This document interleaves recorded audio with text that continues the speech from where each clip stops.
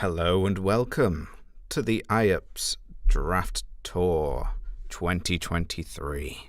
I'm your host for today, Dodo Dude, and we've got a Week 3 rundown for you. Hopefully I can actually be heard. Please do let me know if I can't. I'll keep an eye out on the chat. Wait, no, how are they supposed to know? I'm clever. Right. Message in the chat if you can hear me. And if you can't, if I don't get any chatting, then that will mean that I have to sort things out. Okay, good. You can good. The 1000 IQ plays, they always work. Okay. Any lag that I have to sort out before we get into things? I might imagine it might be a little bit choppy, just because it's the first I've had to configure the settings for a while. And things are also streaming on Discord to get things through, but if it isn't too choppy, I'll keep doing things.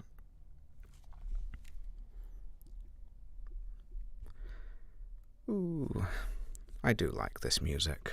My favourite Pokémon lo-fi. I didn't think it would play in my ears. Sounds good? Wonderful. Ooh, alrighty then. Okay. I'm a bit rusty, and you might have been expecting a different voice today depending on whether you're new to the tour this year or not. I'm Dom. I'm heading up the stream team. Unfortunately, I've been away for the past while, either ill or not. So it's lovely to get back into it and have my voice not scratchy and horrible to listen to. Hopefully you'll all enjoy this sesh with me telling you all about what happened in Week 3. Unfortunately, all the devices that I'd usually use to show you how Week 3 went, such as the dock, normal dock issues, happens every year. Don't worry about it. You'll be able to see things in your own time. I'll be flicking through things painfully and slowly on my end instead. But you don't have to worry about that, because I just click open some things and you guys get to sit back and just listen to it as everything loads incredibly slowly. Lovely jubbly. What's important to note about this Week 3 is that a bunch of games were played. And that means that a bunch of positions were also changed. And they haven't been uploaded onto the standings, which means that I don't have to talk about them because I simply don't know where everyone is in the standings. What I can tell you is, so far as I'm aware, Sans Dracovish from the St. Andrews Annihilates is in first place in the overall player standings. This may well all be wrong. I'm just remembering right off the top of my head. I believe that once it loads, I can find the same for Yveltal and Zygarde. But will it indeed load? Apologies on the mod's end for how the updating of the docks has been so far. It's been very slow. We've had a lot of problems with it, unfortunately, but they're getting smoothed out, not literally as we speak, but as we speak. They're slowly getting worked through, and they're becoming operational, and they should hopefully be up within the next couple of weeks. They'll all be running smoothly again. Yeah, no, these aren't... Oh, there we go. The only person that has been confirmed with 3 wins in Yveltal is Juyop. I don't think that Juyop is top of the standings. It may well be Vicious Attack, Hedgehog, or Boar. I'm very unsure. As for Zygarde, That would be someone.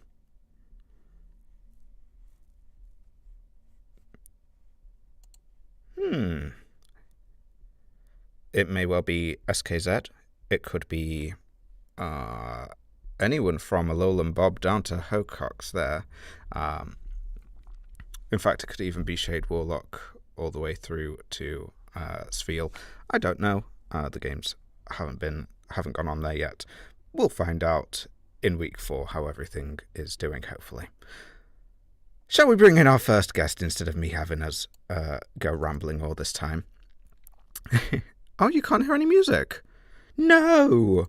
I can't believe this. What's happened?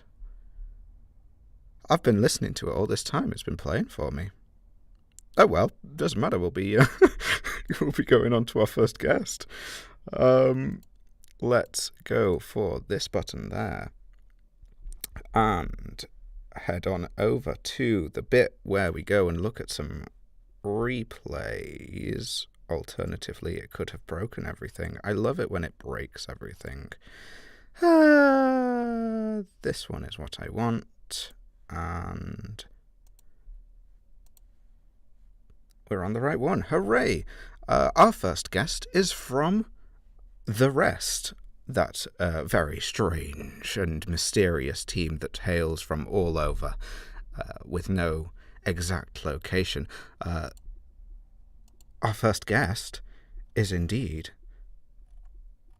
Justice. Yeah, hi guys. I'm Justice. I'm the PowdyEdX player for The Rest. As Dom says, we're a bunch of ragtag people from multiple unis, but I myself graduated Surrey University in 2021, and I think arbitrary ending asked basically in one of the other Draft League servers, does anyone here attend a uni in the UK? And I was like, well, I'm an alumni, so hopefully that's fine. And he was like, yeah, we'll check. So here I am now. Here you are now, indeed. Howdy. Yes. Yeah. Enjoying it so far? Yeah, it's actually been really good. I really like the team format. It's always nice to have multiple people give advice on your matchups and like your builds, because it sometimes gives you a alternate point of view that you might not have noticed yourself. Yeah, for sure. So yeah. Yeah, and you had a game against Type Hull. Yes. In week 3. Yeah. So Type Hull. Let me just pull up the replay really quick on Discord. Okay, I'm watching your screen share. So if you switch the side, could you switch the side so that I'm on the bottom left? Yes, that would be a very good idea. I'm glad that okay. No, it's all good. Then, so the first thing I actually noticed we have the lead off. Okay, whatever. Yeah, the first thing I actually noticed in team preview is that Appleton, which is my Terra captain, drafted for 2 points, really been doing me a solid so far. Appleton goes phenomenally hard this game because on his team he has Tinglu Sandy Shocks, which are both quite weak on the attacking side, and Torkoal Rotom Heat, which are both neutralized by Thick Fat, basically. Yeah. And although I don't want to spoil it, but the Appleton has countermeasures for Walking Wake. So I wasn't fearing the Walking Wake either. The only threat to Appleton was going to be the Zamazenta in this game, which is what I noticed in team preview. But in team building, I kind of thought Body Press Zamazenta isn't threatening because of Annihilate, Screamtail, and Slowking all being quadruple resist to Body Press. So, and Annihilate, I think I played a Fizz Def set to better handle any like weird Psychic Fang variants of Zamazenta. So I was feeling really confident with Appleton and Annihilate as like a defensive little duo, and then all my other ones would get the job done everywhere else. Yeah, for sure. So, and just like right off the bat, seeing are you seeing the Torkoal and going that they are absolutely leading? So Torkoal? I just I assumed it would be Torkoal lead, and I was really comfortable leading Appleton into that. I didn't bring rocks on this team because my Dreamtail is like a very 4 move slot syndrome Pokemon, so couldn't squeeze the rocks in. So I just led with my Appleton. And I think it was a really simple first few turns. I don't think anything particularly noteworthy happened. I think it was Yeah, we'll just, give it a play and yeah. watch how it goes. So he switches immediately to his rocker, and I just put up Leech Seed. Um, And just I get was really that surprised he went. Ting Yeah, Poo. I was really surprised he went Leech Seed, Ting Lu because it's actually like one of the mons that is offensively threatened by Appleton because of Apple Acid Spadef drops. Yeah, definitely. Yeah. So I can't remember if he switched immediately here. Yeah, he did. Um, and then he goes to Rotom, and like I said, I'm thick fat, so I'm not fearing Rotom. I decide I'll just Leech Seed this as well, because I can always beat it in a battle of longevity. But he Volt switches immediately, to get Walking Wake in safely, I think. And here is where I reveal that I am. Wait for it. Oh, Terra. Oh, Lucy oh. taking his time. Yeah, so I was Terra Fairy Appleton. And he tries to drop a Draco on me, but unfortunately Terra Fairy completely negates that. And Dragon Pulse puts it just in range of Leech Seed, which wasn't calculated or anything. It was just a nice coincidence. Because Walking Wake dying there, even if it didn't die, I have Synthesis, but Recover rather. But Were you fully defensive on the Appleton? yeah, I was completely Spadef, which is why I'm quite surprised the Dragon Pulse killed. So he gets a sub up in front of me with Zamazenta, and I'm not too worried because he set his own sun, which I foresaw in like game preview. So I put Flamethrower on Slowking as a like Zamazenta countermeasure, and I was really confident that with the sun boost it would be able to break the substitute. Yeah, So Heavy it Slam not does, doing anywhere near and enough. Heavy Slam, yeah. So I was full Spadef, so I was really surprised Heavy Slam didn't do that much. But anyway, the Flamethrower threat is enough to scare Zamazenta out because it has no recovery. And I take this time to set up my Trick Room and Chili out to my Ursaluna because at this point the worst he can do is like burn me with like a lava plume or something. Or so I thought anyway. So I take the flamethrower really well. And to me the game is looking really nice. My Ursaluna is in. Were you I overlooked burnt the by fact the flamethrower instead no, of? the Flame Orb. It was Flame Orb, Oh, okay. I believe. And I overlooked the fact that he's body press and min speed. So I get a really lucky crit here, which actually if you like pause, so I can give myself a second to think about it. Yeah, so I think in this, so I crit, which I'm pretty confident mattered because Torkoal is very fizz def, as we know. Yeah, for sure. If I didn't crit, I think I would have just happily let Ursaluna die because, like I said in team preview, Appleton goes really hard on his remaining ones. It like beats all of Rotom, Tinglu, and Sandy Shocks, and I was pretty happy that Annihilate, Bundle, Slowking, Screamtail, all four of them would be able to handle the Zamazenta. So Yeah.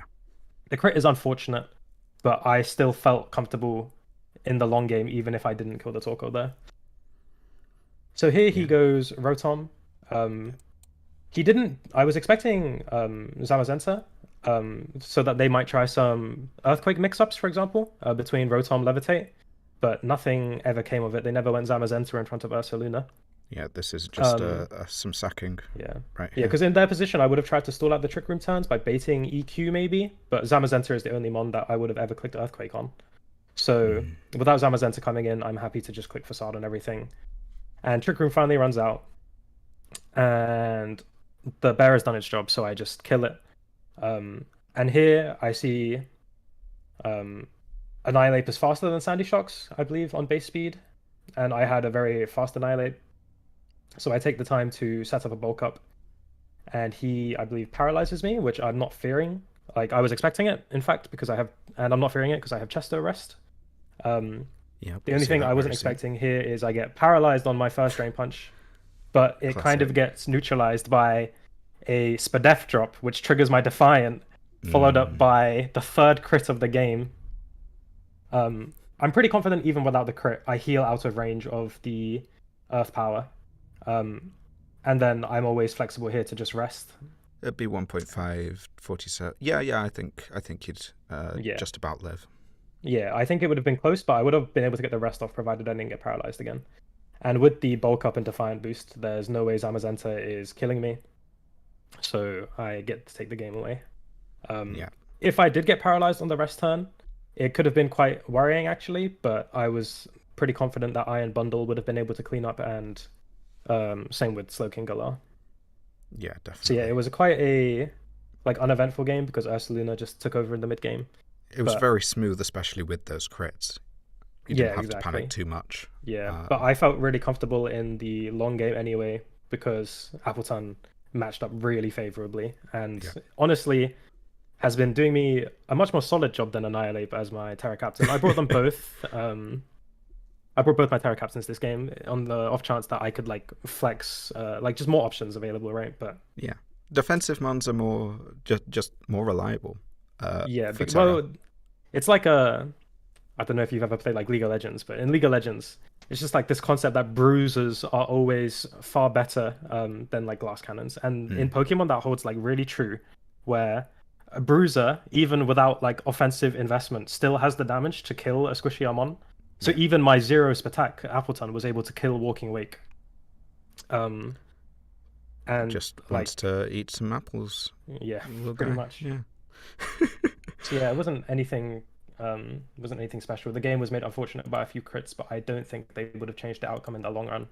I felt really comfortable with Appleton, and my Iron Bundle and Screen Tail didn't hit the field, so Yeah.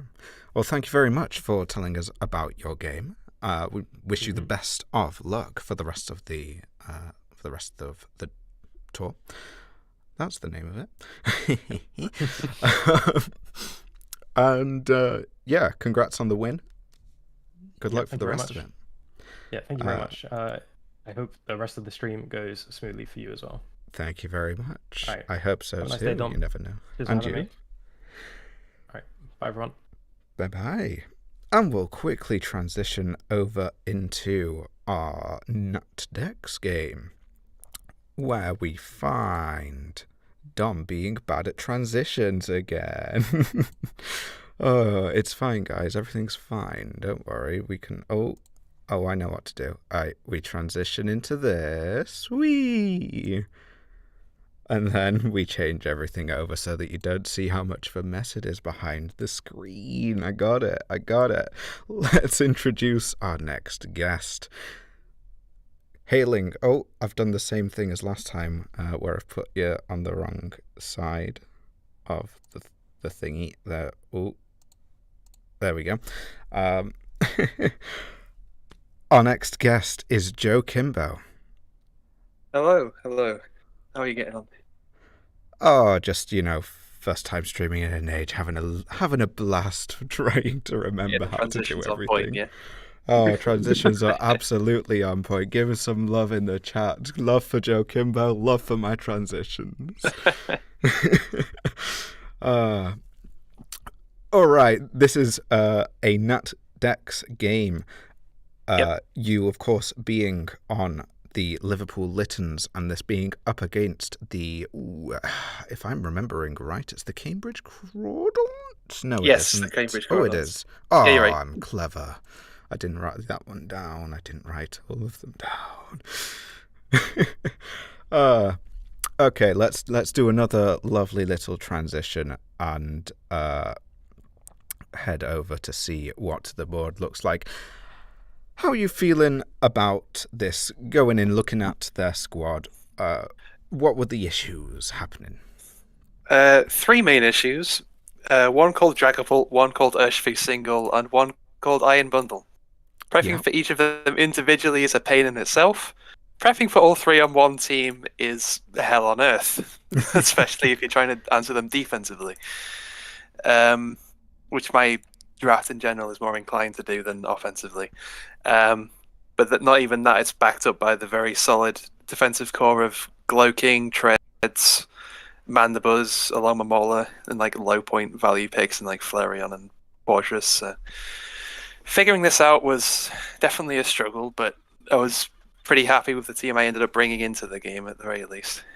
Yeah, I'm gonna keep this one on normal speed, I think, because it's not quite as quick a game as the last one that just happened. That would take some beating. But I am going to pause on turn 7 because I got a bit of an explanation from G Frostmoths for something. Okay. Tell me about lead here. What So- are you thinking? I wanted to cover as much bases as I could with my lead. I didn't know what they would lead exactly. I was thinking maybe it was Treads for rocks, maybe it was just like a Dragapult U-turn, Urshifu U-turn, Mandibuzz U-turn. There's so much pivot, they can literally lead whatever they feel like. So I decided to just take the best mid-ground option and just leading Raikou with Volt Switch. Yeah. Because if Treads leads, I can click Scold into it, and it does a very good amount of damage, so I feel happy regardless. Yeah, and let's see what did indeed unfold. It's the Dragapult. The Dragapult, yep. And there's the pivot move. Straight into Treads. Balloon Treads. I'm assuming this may have been an answer for Landorus's Earth Power. And we start off well with a crit. big Scald crit, which it doesn't matter for the damage roll, but I'm guessing it may have informed the decision to sack the Treads as opposed to keeping it alive. Potentially, yeah. Yeah, Dead there's bird not a comes clean into switch to this, something. so I just sacked the Raikou, which was Assault Vest to try and mitigate this, but so much for that. We get the Thunder Wave off, trying to catch the greedy bundle stay in, but switches out. Go Meow, and then more pivot moves, because of course. Okay, I'll pause it here because this is where I get the message from Yes, this Frost. They told me one of the main things they would say was on turn 7, they'd EV'd to survive Scarfed Sucker Punch because they were scared of how of Scarf Meowscarada in prep, but knew that they could deal with non-Scarf with the bundle. That makes sense, yeah. That definitely adds up. I am choiced, except I'm choice banded. Because I figured knockoff was such a spammable button in this game, and things like the resists in Mandibuzz and Urshifu, knocking off their items is either good chip on the Mandibuzz if I get hazards up, or removing Urshifu's threat as a choice bander or choice scarfer itself. Yeah, that makes sense. So I just decided to just go aggro with Meow as opposed to trying to outspeed things, which seems logical, but when it's they like have such a fast they have turn, Dragapult, they have Bundle, they have Killer Watchful in prep, so it's just like I'm just gonna take my damage. I'm just gonna take my damage to go. That is a lot of speed to have to deal with. Let's click the play button once again. Yep. So that calc actually makes a lot of sense now in hindsight. So they'd have just clicked the U-turn and live the Scarf Sucker Punch, yeah. Yeah. Although I wonder if they calced it so that it would survive with the Sandstorm chip. Oh, that's a good point, yeah. So I figure out from that bundle Ice Beam that it is indeed specs because this is max HP, max Def Tita. Just to try and mitigate it a little bit. This sounds really fun. Want to see Pokemon in a nutshell? There's Hydro Miss and there's Stone Edge Miss. I had a bunch of those in my High quality. And then he gets the crit didn't matter at all because the sand wasn't up. So I know this is spec, so I can go into my resist. And here's the value of the knockoff, because now the boots are gone on the Mandibuzz, and this can't pivot as nearly as cleanly as it could. Speaking of, there's the U-turn. Goes back into bundle. Now I pretty much have to get all of these calls right. Thankfully I get this one right. I get in Heatran on the Ice Beam. Mola just makes sense as the answer to Heatran. We hit Magma Storm, which Heatran could not do in the previous weeks. That's Magma Storm, 75%. Magma Storm in a accuracy. nutshell, yep. Yep, it's basically Focus Miss. Got the double out from both of us, and then the double out again. Just trying to get the right chipping. thing on the right. Yeah, it's so difficult with a team like this. So he gets the Wish Pass off into Bundle, which is annoying, and that'll come in later. There's the flip turn, and then there's a reveal of Flame Body on Heatran. Because the only fire type user was Flareon, and I wasn't really concerned about that as a mon. Of course, Sod's Law, I get the Flame Body on the Bundle, but not on the Urshifu. But no, it can't flip turn for as much damage. Hooray! And I figure out here it's Adamant Banded, because that does way too much damage. But I'm surprised this was actually sacked, because I figured it'd be saved for Banded Sucker Punch as a follow-up. Because now Landorus just starts kicking buttons. And this, I needed to absolutely max roll, because the max roll was 57, because this was max HP, max Def. Yeah. Didn't get a power, though, which, would have been nice. It's okay to pick up the kill here, but there's nothing I can do into Spec Ice Beam from Bundle. There is not. There's very little scarier There's like the than vain hope those. for Meowscarada living if I turn into a dark type, but even then it was like 94 to 113. So it's just, nah. No, It's just unfortunate, but honestly, it could have gone either way with a lot of things. absolutely could have. If they didn't get that wish off, then Didn't get the wish. My Stone Edges didn't miss on either of the mons. a bunch of Because if it crits hit, on either because if the side. Stone Edge hit the Molar, that would have chipped it down more from a generator, which would have put it in Earth Power range. And then Yes, if the yes. Stone Edge didn't miss on the bundle, it wouldn't be alive. Yep. Because the T-Star was specifically attack invested to kill, like a max offense bundle. Yep. So just a bunch on either side of the playing field, getting some things that really matter, some things that don't really matter, but like a bunch of I don't want to call it RNG. It's Pokemon. Yeah, but it is RNG. It's just I don't know. Just the mons deciding to slack or put in the extra amount of work. Yeah, and an incredibly close game all the way through. Right. Yeah, to the definitely. End. Yeah. Right. Thank you very much for coming and talking to us. Yeah, thanks for having me on. Wish you the best of luck for the rest of the tour. Thank you very much. I'm gonna see if we can let's do it again. I hope you're really loving the transitions at this point, chat. We transition. As we move on to Ubers. Apologies for once again for not being able to show any of the sheet's graphics. I guess I will get it sorted out. But our Ubers player joining us today, it's Sibwind. You can go ahead and unmute yourself if you would so like. This Ubers game was between the Newcastle Zigzatoons and the other one. Oh, okay. Yep, we're finding it. I believe the Infernapes? The Imperial Infernapes. No, it wasn't that. It was the... Oh, it isn't even the Zigz... Wait. Maybe it was the Zigz... I'm confused now. Have I got the teams wrong? I haven't got the teams wrong. Imperial Inferno. Oh no! I keep opening up everything wrong. I've just before I opened up GIMP, and now I've opened up Word because they're right next to all the things I need to click. Hello, how are you doing?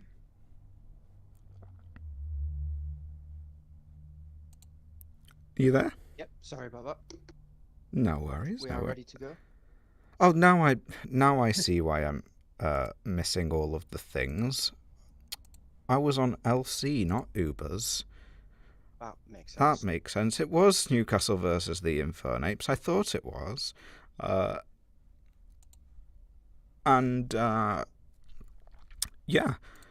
How are you doing? Good. I'm enjoying Ubers. It's That's different words I don't like to hear. I mean, what? I love you. Never mind. Everyone already knows that I don't like Ubers. To be fair, it's the first time I've played, so it'll probably be the last as well. Yep. I'm not going to get into it. I'll probably rant about it on future streams, I'm sure. It's fine. It's everything's fine. Let's talk about the Ubers game, though. You were up against the Infernapes, big old Mewtwo, one of them. Yeah, the Mega Mewtwo. Yep. and what Arceus is that? That is a... Stop clicking the wrong buttons, me. That is a Arceus Dark. Dark and Electric. Dark and Electric? Well, Electric on my side. Yeah. Oh, okay. Good. I thought you meant that they drafted two. I was theory crafting that when I was looking at things, and then people told me it would be species claused. I was like, oh well, that's a shame. It is. But, yeah. I mean, I did go into this game expecting stall, but it was pretty much stall. Yeah, I mean, looking at preview, Corviknight, Chansey. Yeah. That's going to be Shadow Tag because Shadow Tag is It available in Ubers. it is. But Yeah. I had a single game plan for this game, which was just set up a toxic spike, and we'll just go from there. Yeah. It- Okay. Good plan. Yeah. And your Toxic Spiker being Naganadel, I'm going to guess. Yeah, which All right. which was I really liked in this matchup because it kind of got through everything, at least with toxic spikes and just standard Naganadel stuff. Now, I did take a look through the game, but I'd like you to remind me. Do I need to put this onto fast or not? No, Because it's okay, not good. too bad. I didn't think so, but I thought I'd check because I heard the word stall We've not and got to yeah. 110 games yet. Right, let's give the play button a click and you can talk us through the game. Yeah.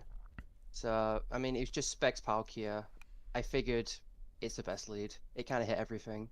I was happy with rocks going up because I wasn't expecting if I was going to win the game, it was hopefully going to be quite short. So I kind of just gave up the hazards. Okay. And then, yeah, my Arceus sadly was immediately removed from the game, which was upsetting because it was kind of what I was planning to use to get through most of the stall. But I miss Toxic every week in Ubers, so I've missed Willow in every week in LC. It's very upsetting. it was upsetting. The Earthquake being a roll as well is what made it even sadder. But then Ooh, it's just standard Mewtwo Y comes in and clicks buttons and removes most Pokemon from the game.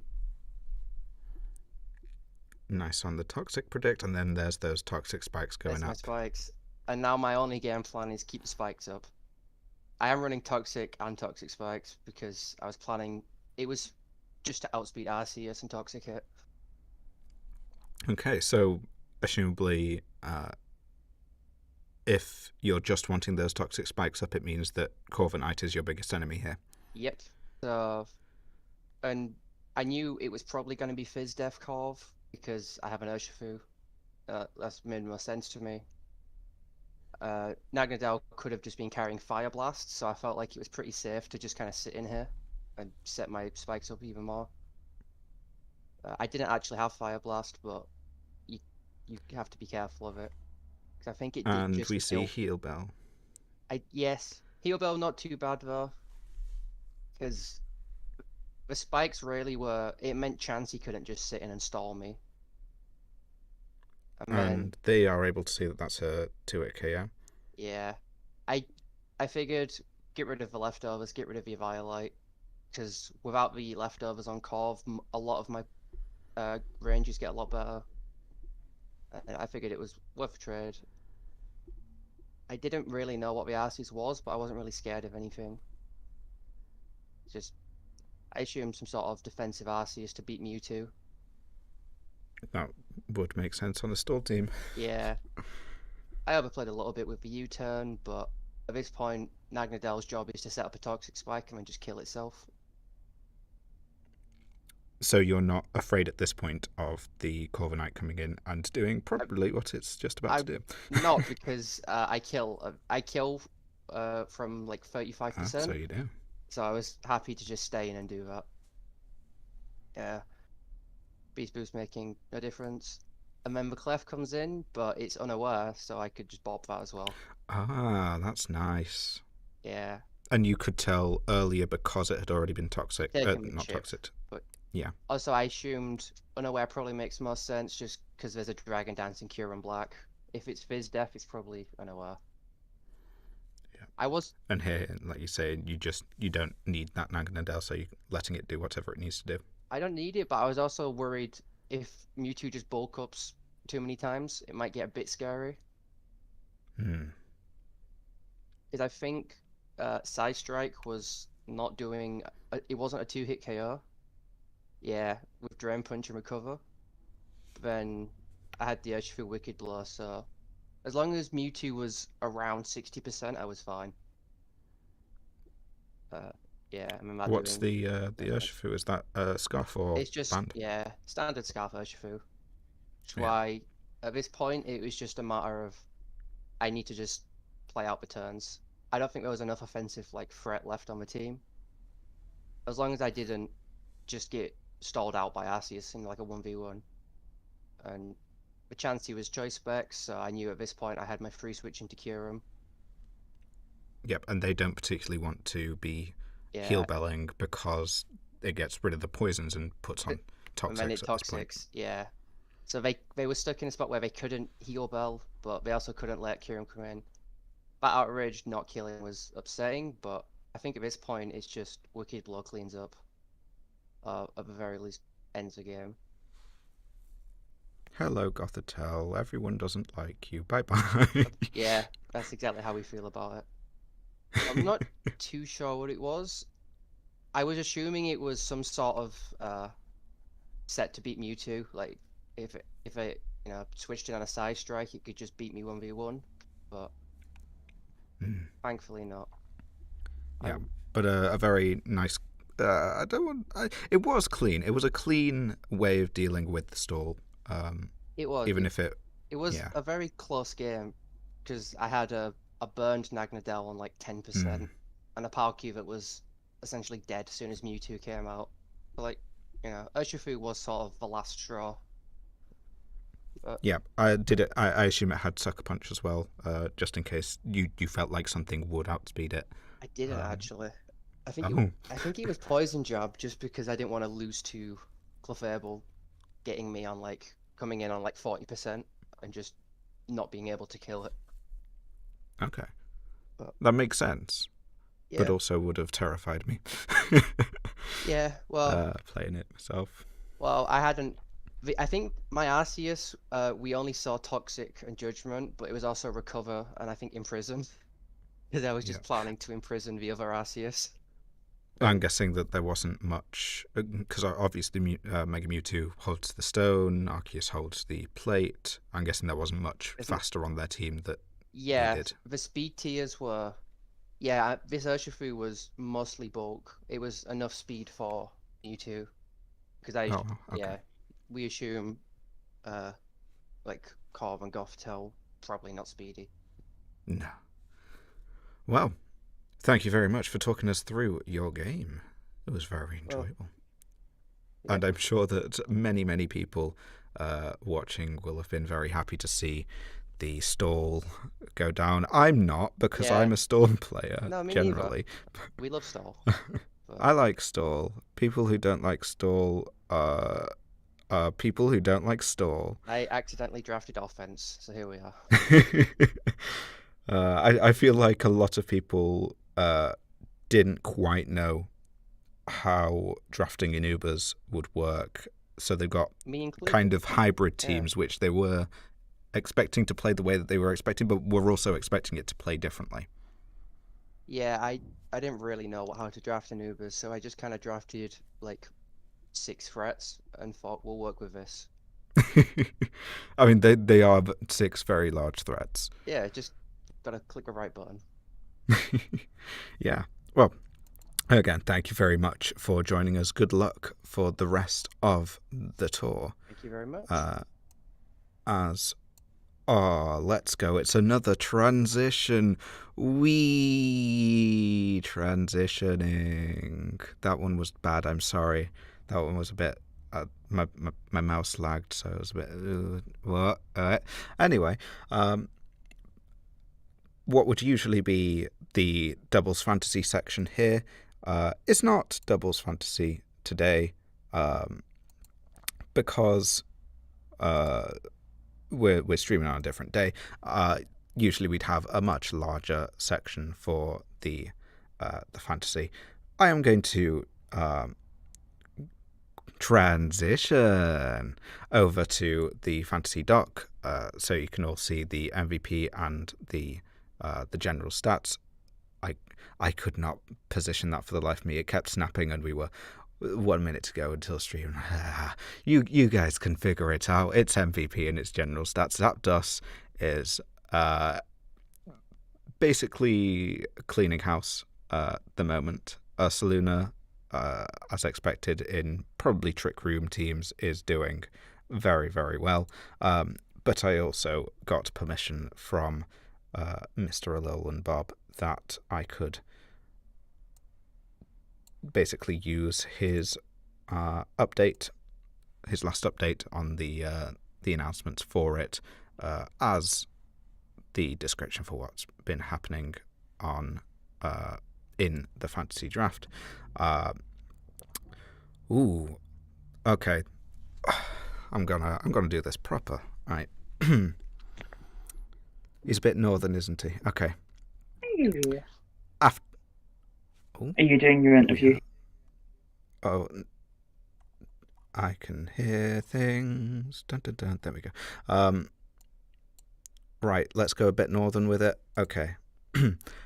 After a brief intermission, we're back with the recap for week 3.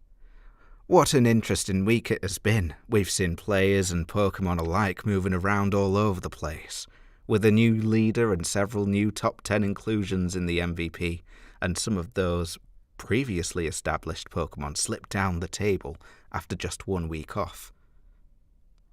If you're interested in the player scores, feel free to scroll down a short way. Well, we can't do that because you can't see the post. Zapdos is this week's high scorer. Was previously in 16th place and shoots all the way to top spot with a haul of 20 points. This sees Ursaluna and Walking Wake slip down, with the latter now in 7th. Mega Charizard, Melmetal and Landorus Incarnate all have similar drops after only 1 off week. Big scores from Galarian, Moltres and Genesect give them their first appearance in the top 20 after their slow starts, and Mr. Mime and Bellibolt, not Blossom, continue to impress as high-scoring budget picks. I don't know why he said not Blossom. I'm sure that's an in-joke. Lastly, some Pokémon from outside the top 20 have been highlighted for their scores. Keep a close eye on Mew, who might break into the top 20 with another successful week. Week 3 also sees Jamie take first place. Oh, I can probably find that for you. 1 second, my dears. I'm really leaning into it now. Okay, there we go. Oh, lovely. Oh, week 3 also sees Jamie take first place, opening a 20-point margin over Mojo Scorpion, who retained second after a lower scoring week. Flora is holding on to third spot, but with several chasers breathing down her neck, can she stay there after week 4? Ultra Glix has staked the first claim for the most consistent roster by replicating a 52-point score over the past 2 weeks, and Lana is the latest person to cross into the triple digits. However, it's bad news for Rao, who has fallen from top spot after week 2 into 11th.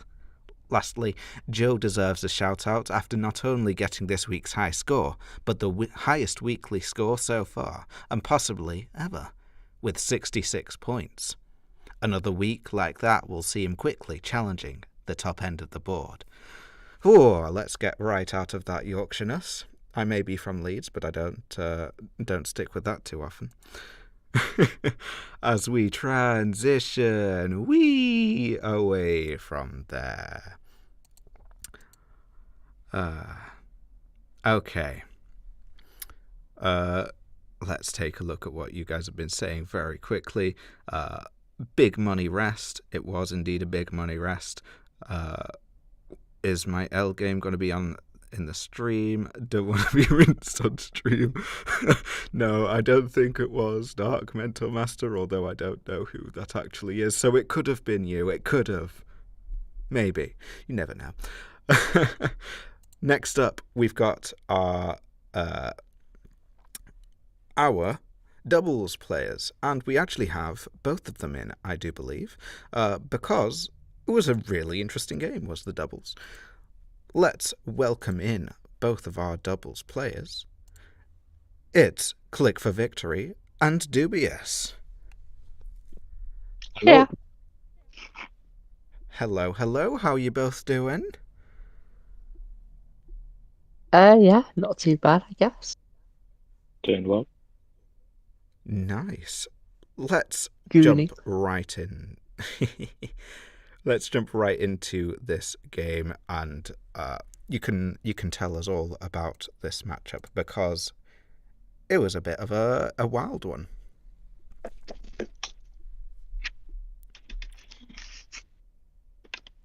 Yeah, so I felt that they didn't have many trick room options. They had Torterra and they had Clodsire, and while they are both like obviously pretty good into Iron Hands and Stack Attacker, they don't have like the greatest attacking stats, and Stack Attacker and Iron Hands do have the greatest defensive stats. So I kind of felt if I got trick room up, I could outbulk them and then like clear with Alakazam in the end, and maybe start with a Tailwind lead, which they might not expect.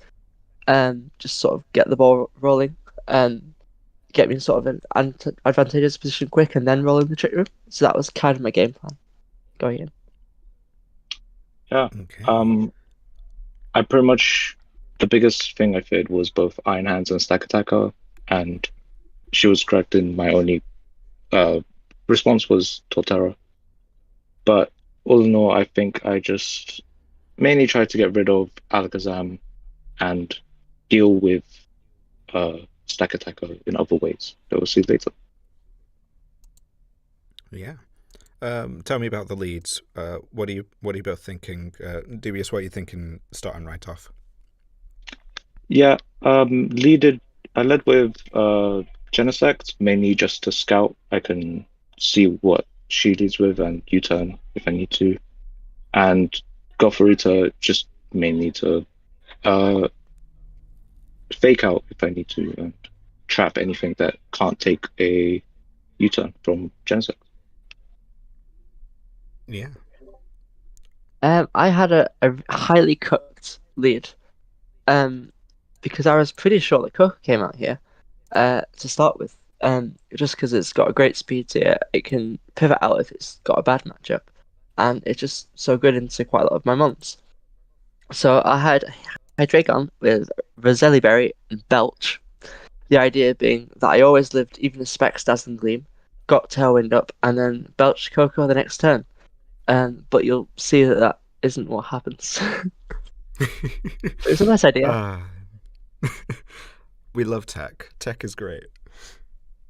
I will mention before we get going that this on the bottom left will be UK Clodsire, and on the top right will be the Oxlatoons. I forgot to mention the teams, but that's who's going up against each other.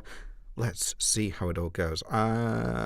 It's a... what do you reckon? Is this a normal or a slow? Let's go slow. It's doubles. And we play.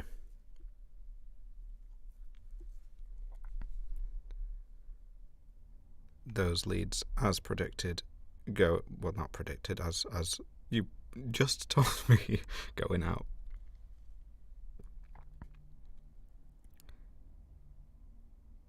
I think the Iron Hands being there stopped Genesect from getting an attack boost from download, which stopped the kill on Hydreigon. Ooh, that's fun. I like that. Download is weird. See, that protect was for extreme speed purposes. Basically, that was, yeah. And we can see just how bulky that Iron Hands is. It's a scary, scary mon.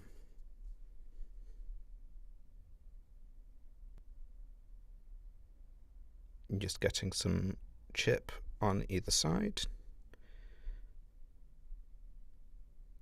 So what was the idea behind the curse?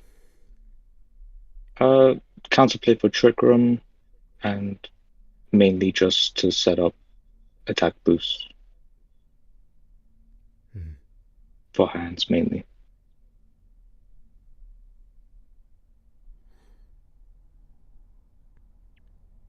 And we get to see Gothorita's... whichever one that is. I always forget. Yes, Gothorita. No, it is Gothorita. Yeah, I get to see the fake out finally because it got faked out to the first turn.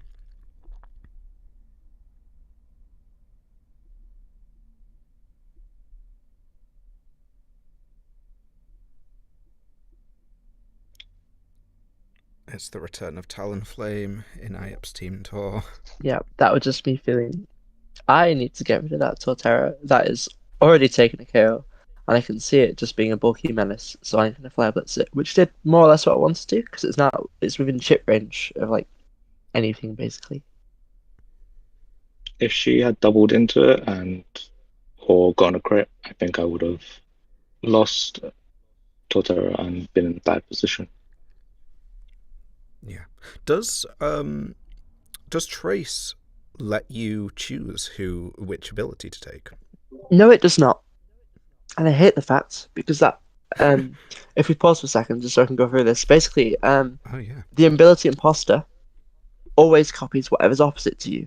So we know the games have the capability to do that, and that allows like strategic play, like which one you switch in. If you want to choose to transform into one or the other, Trace does not have that option. It's 50-50 completely random chance, and Oh, it that's annoys me horrible. because that's like strategic play, a level of strategic play that should be available and easily could be available. The technology's there, and it's just not. It decided no. Yeah.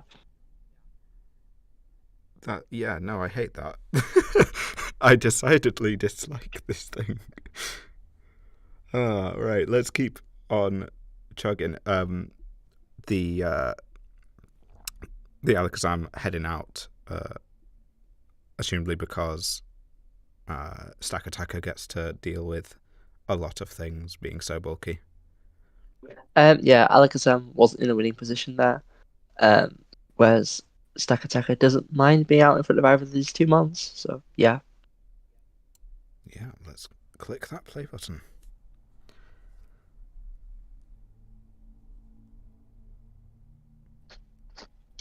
Electric terrain's up, so it gets the Quark Drive.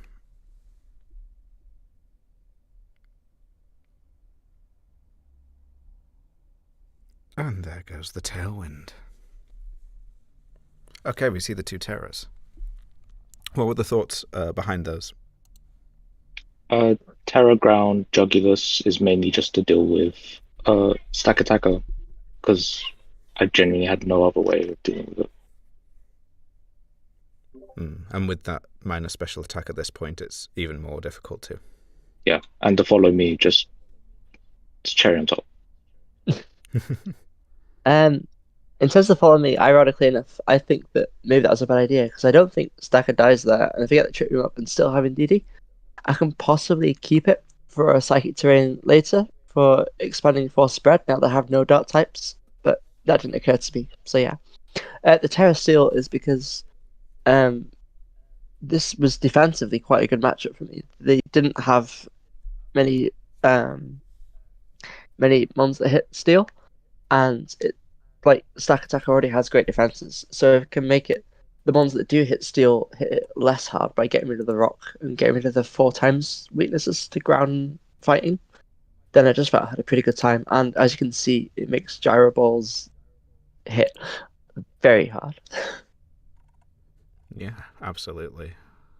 I mean, the Terror giving an extra stab on top of the stab it already has, it's gonna be a menace. Let's click that play button once again.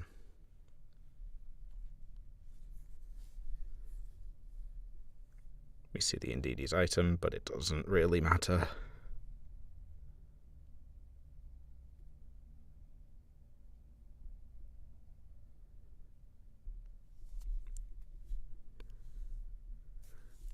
So, with the Trick Room going up, were you wanting there to be something else beside the Stack Attacker, assumably probably the Iron Hands, when you have 4 much, much faster Pokemon? Yeah, so the threat to Stack Attacker here is being doubled before it can do anything. Whereas if every turn I can make sure it's only taking 1 attack by killing the other thing, then that increases its bulk by like 100%. Alakazam here obviously isn't in the best position, and it's kind of down to predictions and trying to think like Gengar is the threat to Alakazam here, so Jugulus isn't going to kill it, but Gengar might be sashed, so there's a lot of mind games here about what I'm hitting and why. In retrospect, maybe I keep the Zam alive and just get some damage on Gengar or kill the Jugulus, but I don't think Stack Attack is making it through 4 Pokemon without Trick Room. So that's why I said that. And it would have helped if I hadn't followed me and Didi and that had been alive, and I could maybe got some. I forgot what coverage we've ever had. I might not even had one, but Helping Hand even, or Follow Me again could have maybe helped it there. But yeah. Yeah, maybe a Gleam or a Psychic or something. But we shall play once again.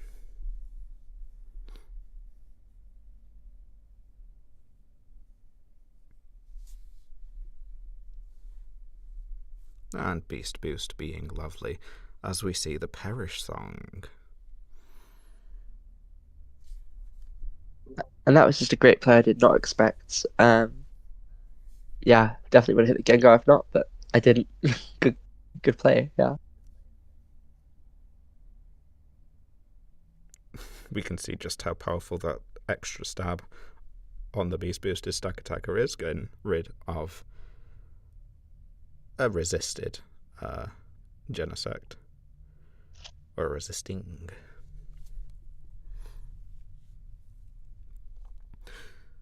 But your win con at this point has to be to take out that Iron Jugulus, right?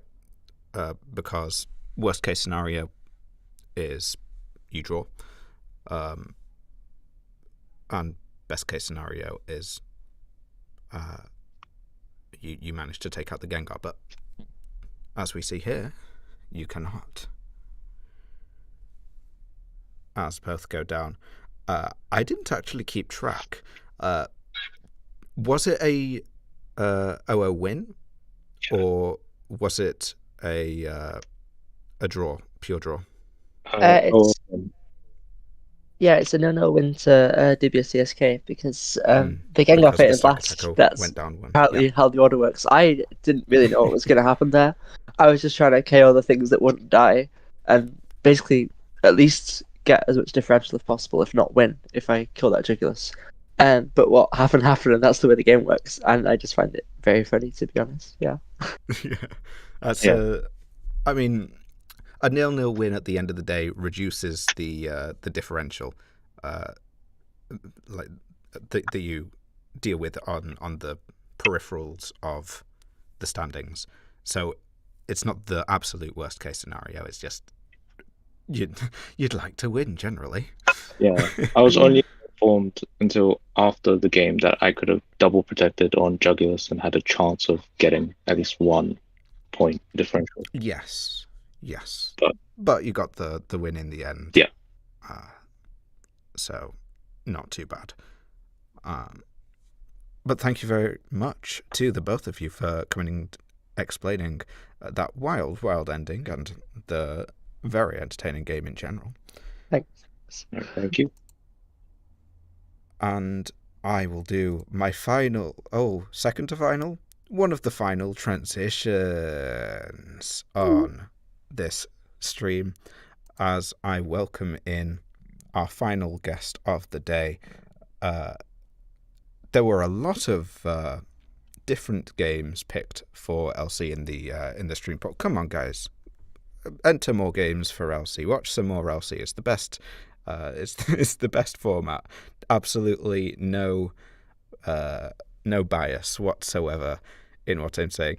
If our guest hadn't managed to make it, there might have been even more bias because my game was also voted for, but it wasn't, and we will be welcoming in our final guest of the day, Ananki. Ooh, thank you for having me. Yes, barely made it in time. Getting home from work, but no, I did, that's all that matters. Yes, hello. Yeah. It's Vespa Queen Mary versus. I'm gonna look it up because I've already. It's an hour-long stream. Yeah. Forgive me, everyone. It's the Cambridge me. Oh, it's the other Cambridge team. Sorry, Cambridge. Sorry. Confusing. It's the stream poll. I promise it's not me. I mean, technically it's me because I just. Anyway, how are you doing? I'm tired, but pretty good. Been enjoying the draft league a lot. It's my first time doing a draft league. Oh, is it? and Wonderful. it's like about as stressful as it is fun, probably. Just like the draft stage was like. Are you sure? I'm Really? fully sure it's like. Well, I mean, I've got more to do technically, but like the no, it's way more stressful than it is fun. It's incredibly fun, by the way, everyone. You guys don't get as much stress as the mod team. Oh god, yeah, I don't imagine. But Oh my yeah, God. I mean, building while you're ill also is not a fun time. So maybe that hasn't. By the end of it, I'll be glowing it. I'll have a glowing review for it all, I'm sure. But of course, here we're going to be talking about Transition Little Cup, which is the best format. There is no doubting. So true.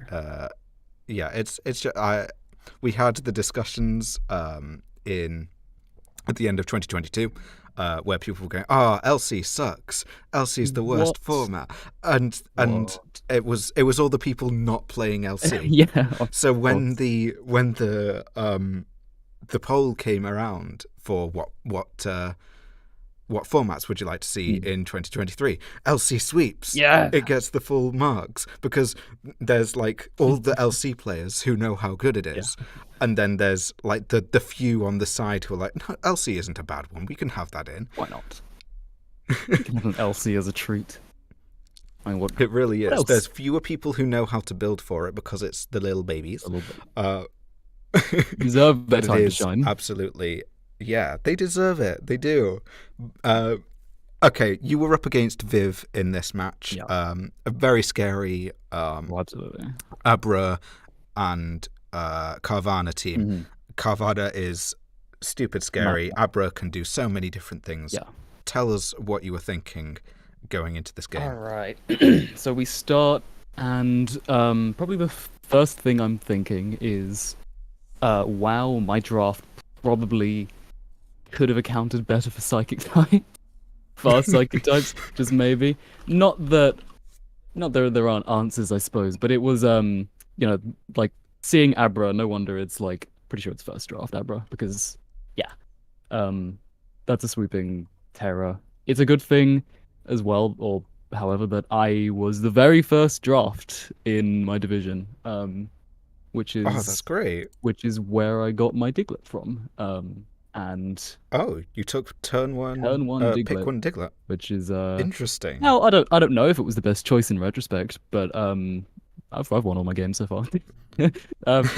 If I'm not mistaken, just to for the people at home listening in and not quite sure on the tiers, the reason I was shocked about that is I believe Diglett is a point lower than the highest points tier in LC, right? Do you mean in the draft points? In the because it was top. It was one of the 14s. The 14s were Abra, Diglett, Ponyta, regular Ponyta, Grookey, and Rufflet. I guess I'm just forgetful then, or I didn't do my research, or I was pick 7, so I looked they were gone from all of the 14s. The 6 14s. Well, no, I got one luckily. Oh, you did. Sorry. Yeah, I just didn't look at them. Fair enough. Sorry about that. Yeah, Diglett. But Diglett is obviously like, it's such a centralizing pick. If I didn't pick it, someone else would have eventually. And I like that. I forget who said it, but someone said very early on into Xerneas LC drafting, while it was also at the slowest pace of every single draft, which was hilarious. But the first 3 Mons that were drafted were Ponyta or Diglett, me, then Grookey, then Ponyta, and it was like a triad. What would you call it? Just like the rock paper scissors of top Mons in the league. Not necessarily all the best, but suffice to say, like, Diglett, a very important Mon.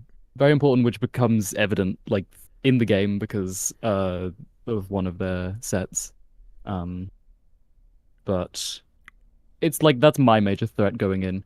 I am generally pretty weak to psychic. I even brought like both Fungus and Krogunk in, who are going to get nuked by Abra, generally speaking. But I'm doing it with intent, right? You've also got the Impudimp there. I do have the Impudimp. It's got the dark. Yeah. You've got one I have thing that one can thing sit in. It's immune to it, but it's not exactly a tank because all of the good dark types are there's Pawniard and the rest are banned. I think Yep. all of these banned. That is exactly the dark types. Yep. I can't think of it off the top of my head, but yeah, it's also just been, Full of B and things. Yeah. yeah, it's been funny. Like this is also just I learned about LC like starting all of this. Like my only exposure to an LC game before this was a Freeze Eye video. Yeah. And then I was like, you know what? I don't mind trying out LC, and now I know way too much about it. Well, more still not perfect. It's encapsulating. It really is. No, that's not the right word. Enthralling, It's captivating. something like that. That's yeah. the one. Yeah. All right, let's give the game Let's a actually play, and talk about we'll see how it goes. as it goes in. Go ahead. Kablam! Impidimp. Impidimp. The Impidimp lead. Immediately, there's like a threat of taunt, but I will reveal basically that I don't have it, or at least This is going very fast. It is. I'm going It's to very take it on to fast. slow. Carvana's immune of dark type immune to pranks. That was a big problem to start off with. This is my biggest miscalculation in the entire thing. Is just I forgot that Psychic Fangs break screens, which is a terrible thing to forget going into this game. And it forces me to go back into Impidimp to account for their typing, offensive typing. At this point, it's getting faster and faster, of course. But you can still get up screens because the Psychic Fangs isn't going to do anything to you. And here, I take pretty risky, but I need to take this risk at this point, and I bring in Krogunk. And this is probably just my favorite point here. It starts with a fake out. I remember now. Yes. Yeah. It starts with a fake out, and it follows up with a vacuum wave, and it's gone. I love that. That's. I had absolutely nothing to deal with the Carvana on my week, and yeah, that's very nice. I love Krogunk's like just viability. Or not viability. Its versatility is the word I wanted. Yeah. Krogunk, you don't know what set I'm running when I bring Krogunk, and that's just why I love it in a sense. Get up light screen. Now you don't have to worry about the screens going. So exactly. Here, there's the shed shell. Because Diglett were in trap. I'm using beat up because that was how I would have killed it, but off it goes. Now it can't bring in the Abra on the Diglett because it knows.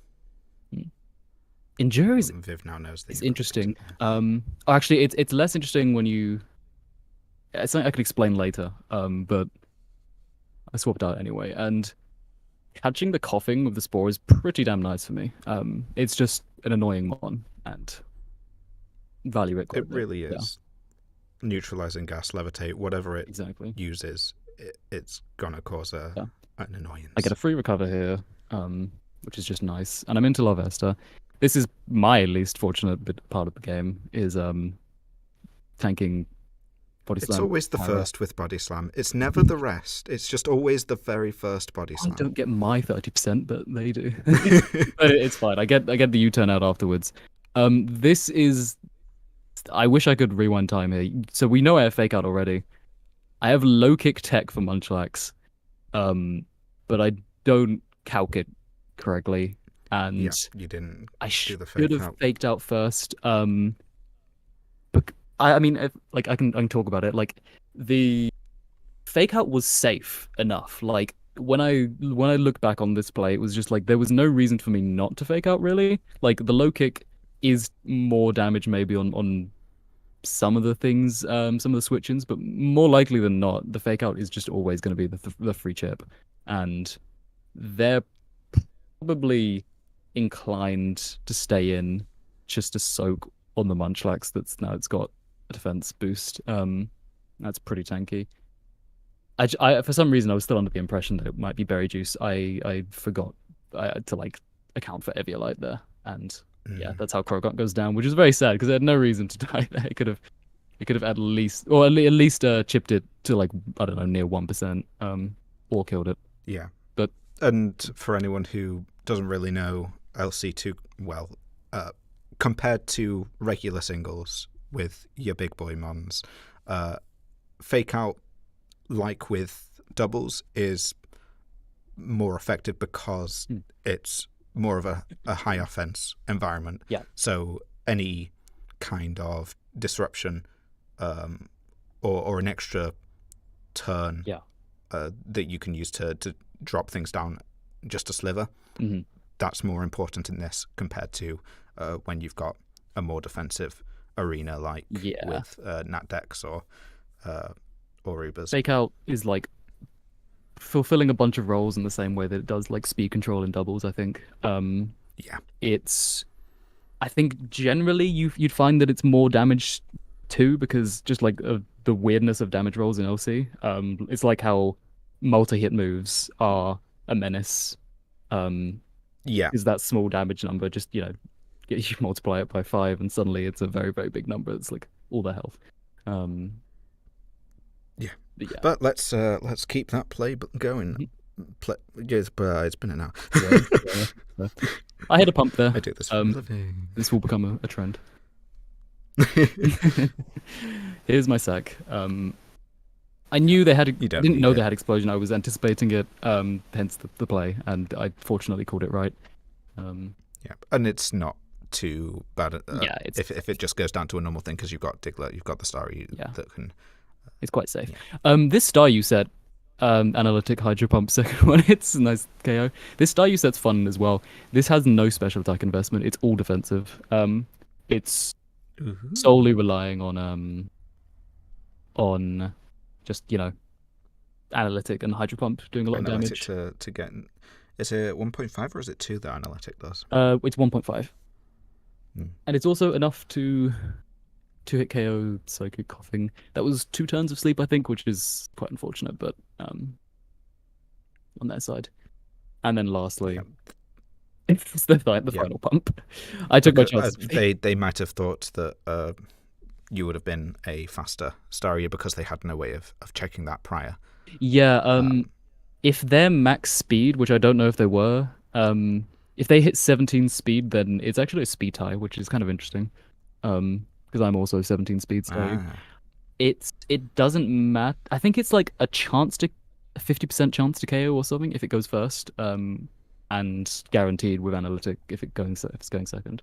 So I think the rapid spin play was fair enough. They had the idea of like getting the reverse sweep. They're only out, that kind of thing. Pretty much. Yeah.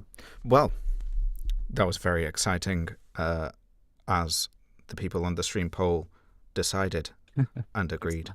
Thank you very much for joining me. Thank you. I was gonna one final note in, just for fun. The Diglett was scarfed. it was a very like just in case sort of thing, and that's why I had to switch out instead of like using Earthquake on Rock and Roller. Scarf beats up Diglett. I love it. Beat up Diglett. It's I'm gonna be very scared when I come up against you because you're unbeaten and I am not.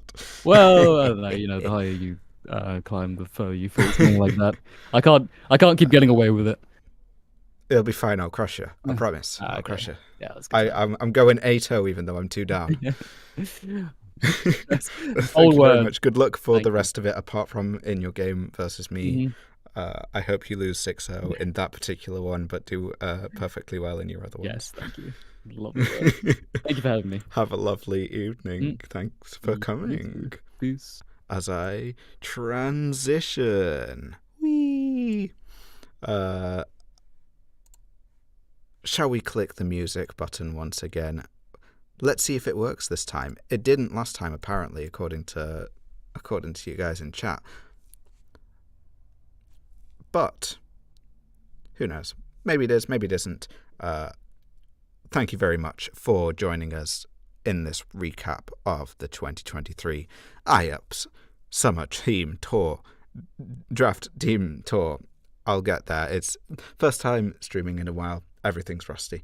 We'll get there eventually. Hopefully you all enjoyed the games. Remember to subscribe to the YouTube channel so that you don't have to get annoyed by my pings or Taco's pings in the Discord server. You just get it on YouTube. But But yeah, that was it. And that will continue to be it. I'm going to let this do a little outro for a little bit. But we'll see you back here for week 4's review. See you then.